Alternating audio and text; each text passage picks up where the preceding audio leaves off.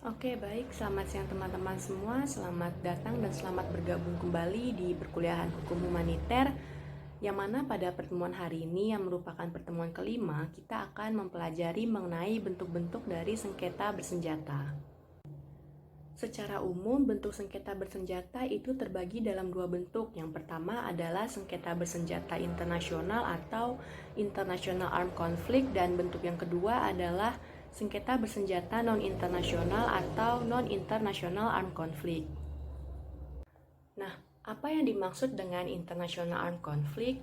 Menurut ICTY atau International Criminal Tribunal of the Former Yugoslavia, yaitu peradilan pidana internasional di negara bekas Yugoslavia, dia mengatakan bahwa an armed conflict exists whenever there is a resort to armed force between states. Jadi ICTY ini mengatakan sengketa bersenjata itu ada yang mana dia mengacu pada sengketa bersenjata internasional ketika ada upaya penggunaan angkatan bersenjata yang dilakukan di antara negara.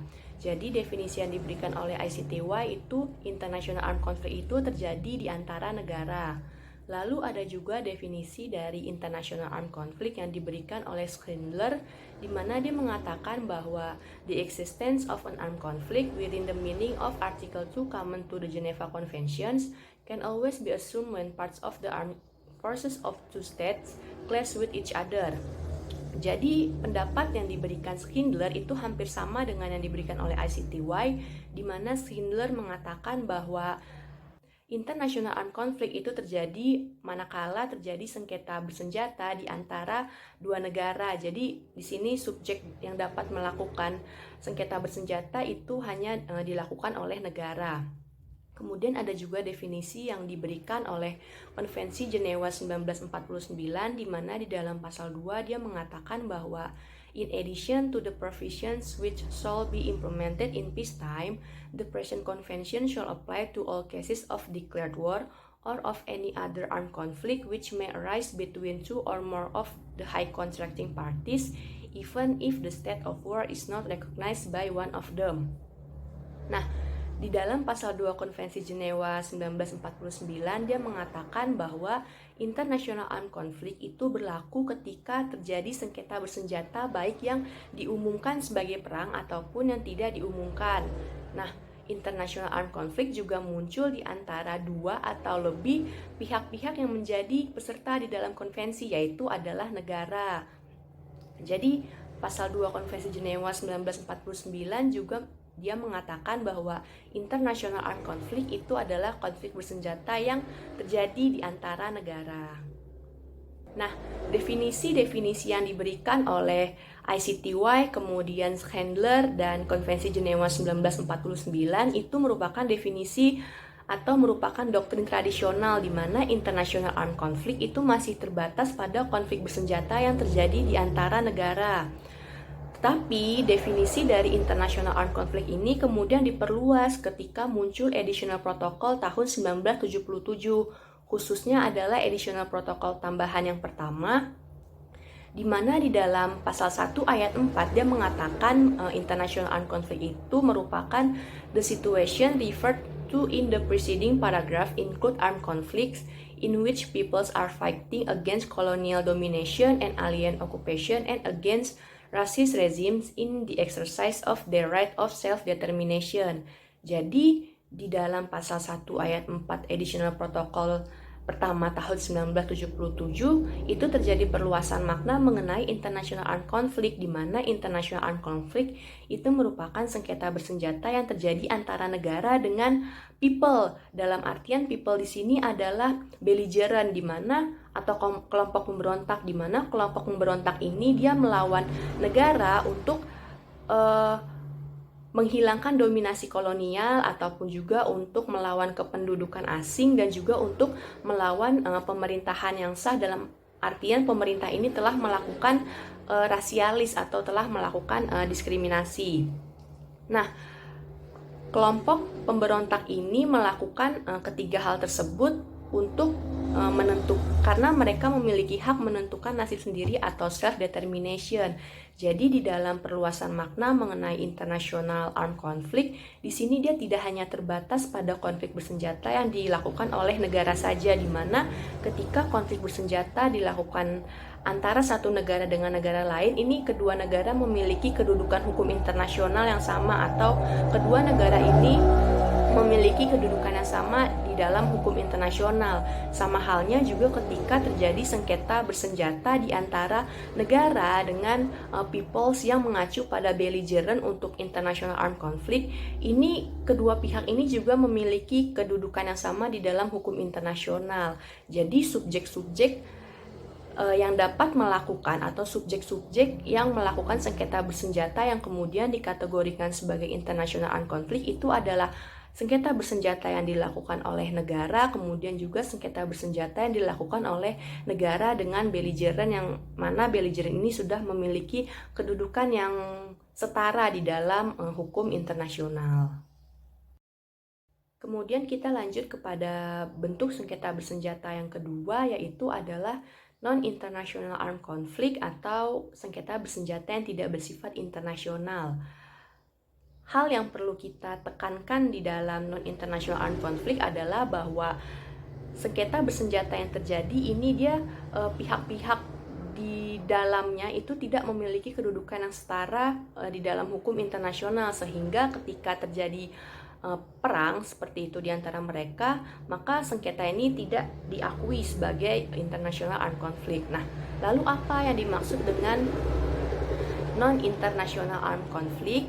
Menurut Gesser, dia mengatakan bahwa non-international armed conflicts are armed confrontations that take place within the territory of a state between the government on the one hand and armed insurgent groups on the other hand. Jadi menurut Gesser itu non-international armed conflict itu merupakan sengketa bersenjata yang terjadi di dalam wilayah satu negara antara pemerintahan yang sah dari satu negara di pihak lain melawan armed insurgent groups atau melawan kelompok bersenjata insurgent atau pemberontak. Jadi di sini negara sebagai pemerintahan yang sah dia melakukan perang atau melakukan sengketa bersenjata dengan armed insurgent groups di dalam wilayah negara tersebut. Nah, kedudukan di antara pemerintah dengan armed insurgent groups itu tidak sama di dalam hukum internasional, di mana pemerintahan yang sah dari satu negara itu dia memiliki kedudukan sebagai subjek hukum internasional, sedangkan armed insurgent group itu dia tidak memiliki kedudukan sebagai subjek hukum internasional di dalam hukum internasional. Makanya kemudian ketika terjadi sengketa bersenjata di antara kedua belah pihak ini, sengketa tersebut dikatakan sebagai non-international armed conflict. Nah, kemudian di dalam Konvensi Jenewa 1949 juga dia memberikan definisi mengenai non-international armed conflict, di mana di dalam pasal 3 dia mengatakan bahwa in the case of armed conflict not of an international character occurring in the territory of one of the high contracting parties, each party to the conflict shall be bound to apply as a minimum the following provisions. Jadi pasal 3 Konvensi Jenewa 1949 ini dia mengatakan bahwa non-international armed conflict merupakan sengketa bersenjata yang tidak memiliki karakter internasional yang terjadi di dalam wilayah atau yang terjadi di dalam salah satu wilayah negara pihak dari konvensi. Nah, apa sih yang dimaksud dengan not of an international character? Yaitu pihak-pihak di dalamnya itu dia tidak memiliki kedudukan yang setara atau tidak memiliki kedudukan yang sejajar di dalam hukum internasional, sehingga ketika terjadi sengketa bersenjata di antara pihak-pihak tersebut, maka sengketa tersebut dikatakan sebagai non-international armed conflict dengan syarat bahwa sengketa bersenjata itu terjadi di dalam salah satu wilayah negara pihak dari konvensi. Kemudian di dalam Additional Protocol kedua tahun 1977 dia memberikan pengertian atau dia memberikan unsur terhadap apa yang dapat dikatakan sebagai non-international armed conflict. Jadi di dalam Additional Protocol kedua 1977, non-international armed conflict itu merupakan pertikaian yang terjadi di dalam wilayah negara pihak konvensi antara angkatan bersenjata negara dengan angkatan bersenjata non-negara, yaitu kelompok lain yang mana dia memiliki komandan yang bertanggung jawab terhadap anak buahnya, atau organized armed conflict, di mana organized armed conflict ini atau pasukan pemberontak telah mengambil kendali sebagian wilayah negara yang diberontak, dan organized armed conflict mampu menyelenggarakan atau mampu melakukan operasi militer secara berlanjut dan secara teratur. Nah, sehingga di sini kita menyimpulkan bahwa non-international armed conflict itu merupakan sengketa bersenjata yang terjadi di dalam wilayah salah satu negara pihak konvensi dan dilakukan yang pertama antara negara sebagai pemerintahan yang sah dengan organized armed conflict, atau juga bisa terjadi antara organized armed conflict yang satu dengan organized armed conflict lainnya. Jadi negara tidak harus selalu ikut serta dalam sengketa bersenjata tersebut, karena ya sengketa bersenjata itu bisa saja terjadi antara satu kaum pemberontak dengan kaum pemberontak lainnya. Mengapa hukum humaniter mengatur non-international armed conflict? Karena selain untuk melindungi pihak-pihak yang tidak ikut serta secara aktif dalam permusuhan, yaitu adalah penduduk sipil, hukum humaniter juga ingin melindungi pemberontak secara manusiawi, seperti itu. Nah, kemudian apa sih yang dimaksud dengan organized armed conflict atau kelompok bersenjata yang terorganisir? Pertama, organized armed conflict itu merupakan kelompok bersenjata yang mana dia sudah memiliki struktur komando yang jelas, dan juga dia memiliki kemampuan untuk meningkatkan operasi militer yang telah dia lakukan, seperti itu. Nah, selain itu juga tidak semua organized armed conflict ketika dia melakukan sengketa bersenjata dia akan dikatakan sebagai non-international armed conflict. Ada satu syarat lagi yang harus dipenuhi oleh organized armed conflict ini, yaitu bahwa si organized armed conflict ini dia sudah menduduki sebagian wilayah dari negara yang dia berontak, seperti itu. Jadi dia sudah mengambil alih kendali sebagian wilayah dari negara yang dia berontak. Tetapi di dalam Additional Protocol kedua tahun 1977 dia memberikan batasan apa yang dapat dikatakan sebagai non-international armed conflict, di mana di dalam pasal 1 ayat 2 dia mengatakan bahwa this protocol shall not apply to situations of internal disturbance and tensions such as riots, isolated and sporadic acts of violence and other acts of a similar nature as not being armed conflict. Jadi additional protocol ini tidak dapat diberlakukan ketika tidak terjadi atau ketika hanya terjadi situasi kerusuhan internal saja, seperti misalkan ketika di dalam suatu negara terjadi demonstrasi atau huru-hara. Nah, hukum humaniter di situ tidak berperan, dalam artian karena huru-hara dan demonstrasi itu merupakan masalah internal dari negara, bukan merupakan non-international armed conflict, sehingga ketentuan hukum humaniter itu tidak dapat dilaksanakan pada kondisi-kondisi seperti itu, yaitu kondisi misalkan huru-hara ataupun demonstrasi. Selain itu juga ketentuan hukum humaniter mengenai non-international armed conflict itu dapat dilakukan manakala negara sudah menggunakan angkatan bersenjatanya untuk melawan si organized armed conflict ini. Ketika angkatan bersenjata sudah ikut serta di dalam suatu sengketa bersenjata, maka ketentuan hukum humaniter itu akan berlaku di dalam non-international armed conflict itu sendiri. Tetapi yang perlu kita pahami juga bahwa tidak harus hukum humaniter saja yang berlaku di dalam situasi non-international armed conflict. Hukum nasional dari negara yang terjadi non-international armed conflict itu juga tetap dapat ditegakkan pada kondisi-kondisi sengketa bersenjata yang tidak bersifat non-internasional, seperti itu. Kemudian di dalam perkembangannya ini terjadi satu hal yang menarik, di mana bentuk sengketa bersenjata itu muncul bentuk lain, yaitu adalah internationalized armed conflict atau konflik bersenjata yang diinternasionalisasikan. Apa yang dimaksud dengan internationalized armed conflict? Itu adalah ketika konflik non-internasional atau ketika non-international armed conflict itu berubah dia bentuknya menjadi international armed conflict. Mengapa hal demikian terjadi? Non-international armed conflict itu dapat berubah menjadi international armed conflict manakala adanya intervensi dari negara asing. ICTY memberikan dua unsur manakala ketika terjadi perubahan dari non-international armed conflict menjadi international armed conflict.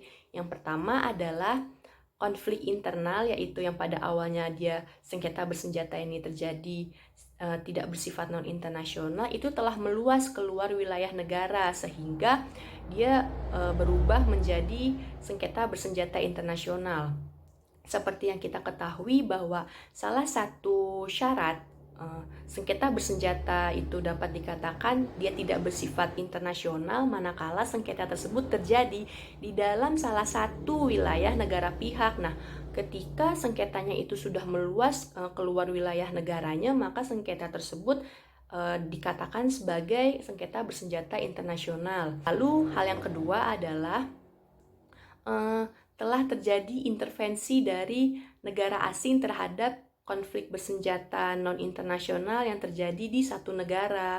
Nah, intervensi ini dapat terjadi secara langsung ataupun tidak langsung.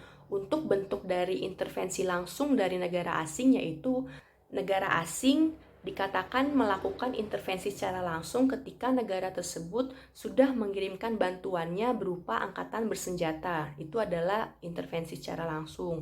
Kemudian yang kedua adalah intervensi tidak langsung, di mana si organized armed conflict ini dia ketika melakukan sengketa bersenjata, dia bertindak atas nama negara lain. Nah, itu kan ketika dia bertindak atas nama negara lain, otomatis sudah terjadi sengketa antara satu negara dengan negara lain, di mana kedudukan pihak-pihak di dalam sengketa ini adalah sejajar atau sama di dalam hukum internasional. Nah, kedua hal tersebut itu merupakan unsur-unsur atau persyaratan ketika non-international armed conflict dapat berubah menjadi international armed conflict.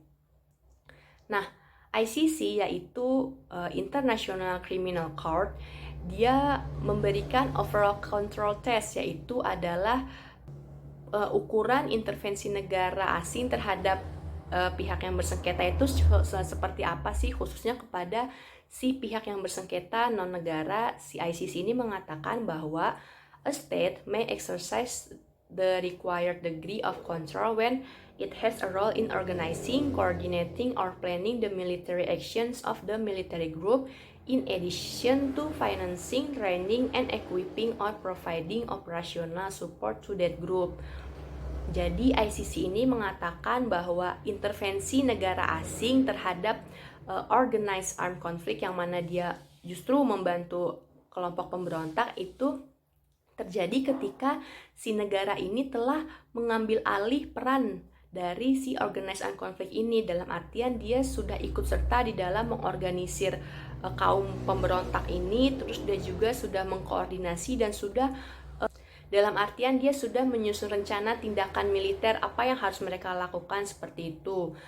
Juga si negara asing ini dia sudah memberikan bantuan dalam hal keuangan, kemudian dia juga bisa memberikan pelatihan kepada orang-orang yang tergabung di dalam organized armed conflict, dan juga si negara ini dia menyediakan senjata-senjata untuk si organized armed conflict untuk melawan pemerintahan yang sah, seperti itu. Itu adalah merupakan overall control test dalam artian kita untuk mengukur intervensi negara asing terhadap pihak yang bersengketa non-negara, yaitu organized armed conflict seperti apa, yaitu seperti tadi. Nah, materi selanjutnya yaitu mengenai metode dan sarana dalam berperang. Metode dan sarana berperang itu memiliki arti yang berbeda, di mana metode itu merupakan taktik atau strategi yang digunakan oleh angkatan bersenjata dalam permusuhan untuk melawan musuh seperti itu. Sedangkan untuk sarana berperang itu merupakan senjata-senjata yang digunakan untuk menyerang musuh. Jadi beda ya, kalau metode itu merupakan strategi yang digunakan di dalam sengketa bersenjata, sedangkan sarana itu merupakan alat ataupun senjata yang digunakan untuk melawan musuh. Nah, metode dan sarana berperang di dalam sengketa bersenjata itu digunakan untuk melemahkan pihak musuh saja. Jadi ketika serangan militer itu digencarkan kepada pihak musuh, itu sangat dilarang untuk menimbulkan penderitaan yang tidak perlu atau unnecessary suffering. Makanya tujuan dari metode dan sarana berperang ini hanya untuk melemahkan pihak lawan, bukan untuk menghilangkan pihak lawan seperti itu. Nah, di dalam metode berperang itu juga ada yang namanya tujuan dari sasaran militer. Jadi, ketika pihak-pihak yang bersengketa itu melakukan gencaran serangan, maka apa sih yang menjadi tujuan dari sasaran atau serangan yang dilakukan oleh pihak yang bersengketa? Yang pertama adalah serangan yang dilakukan itu hanya untuk kepentingan militer. Dia tidak boleh menyerang penduduk sipil. Makanya ada yang namanya prinsip pembedaan, yang mana untuk melindungi pihak-pihak yang tidak ikut serta secara aktif dalam pertikaian. Nah, itu karena sebenarnya memang tujuan dari sasaran militer itu hanya untuk kepentingan militer atau hanya untuk objek-objek militer saja. Lalu yang kedua, digencarkan secara langsung untuk objek militer. Dia tidak boleh mengenai objek sipil, yang mana tujuan ini dilakukan untuk kepentingan militer saja. Jadi dia tidak boleh menyerang atau tidak boleh memberikan serangan terhadap objek maupun subjek sipil seperti itu. Lalu sasaran militer itu harus dilakukan dengan proporsional, yaitu yang saya bilang bahwa dia tidak boleh menimbulkan akibat yang tidak perlu. Jadi memang tujuan dari sasaran militer atau tujuan dari serangan militer itu hanya untuk melemahkan musuh saja. Jadi si pihak yang akan melakukan penyerangan dia sudah harus dapat memperkirakan nih apa akibat yang terjadi ketika dia melakukan serangan, dan akibat itu tidak boleh terjadi secara luas seperti itu. Dalam artian memang serangan yang dilakukan itu yaitu dia harus dalam proporsinya. Dia tidak boleh menimbulkan penderitaan yang tidak perlu bagi pihak lawan. Batasan dalam penggunaan metode berperang dilakukan dalam 3 unsur. Yang pertama adalah metode berperang adalah terbatas. Lalu yang kedua, penggunaan metode dengan tujuan menciptakan penderitaan yang tidak perlu atau unnecessary suffering itu sangat dilarang. Dan yang ketiga, tujuan dari serangan militer adalah untuk melemahkan angkatan bersenjata pihak musuh seperti itu.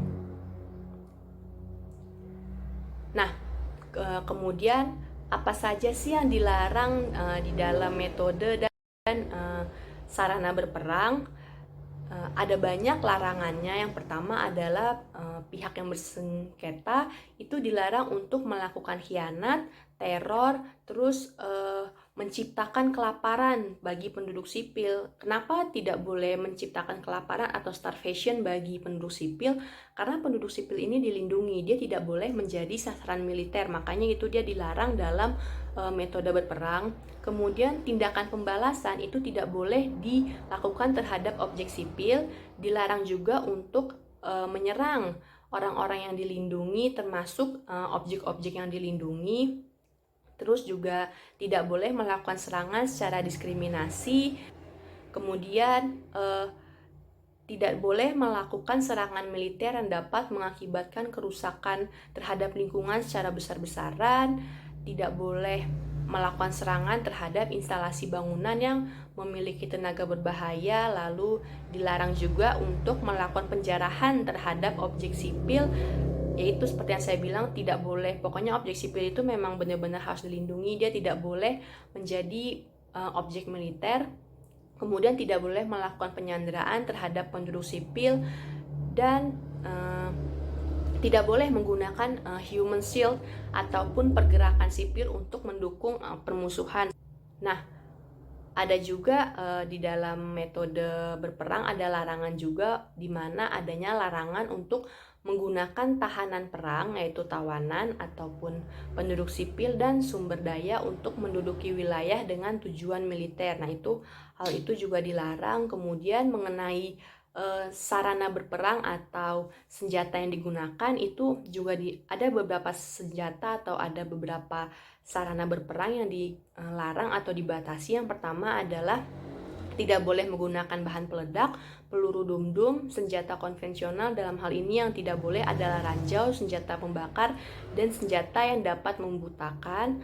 Lalu juga dilarang untuk menggunakan senjata kimia termasuk juga racun, serta tidak boleh menggunakan senjata biologi ataupun senjata nuklir seperti itu. Nah, itu adalah larangan-larangan atau batasan yang diberikan atau yang diatur oleh hukum humaniter mengenai metode dan sarana berperang. Kemudian untuk ketentuan mengenai aturan hukum perang atau aturan hukum humaniter yang dilakukan di darat, laut, dan udara itu bisa kalian lihat untuk hukum mengenai cara dan sarana berperang di darat itu bisa kalian baca di dalam Konvensi Den Haag keempat tahun 1907, dan untuk di laut itu bisa kalian baca di dalam Konvensi Den Haag ke-6 sampai dengan ke-13 tahun 1907. Sekian pemaparan materi untuk pertemuan pada hari ini mengenai bentuk-bentuk dari hukum sengketa bersenjata.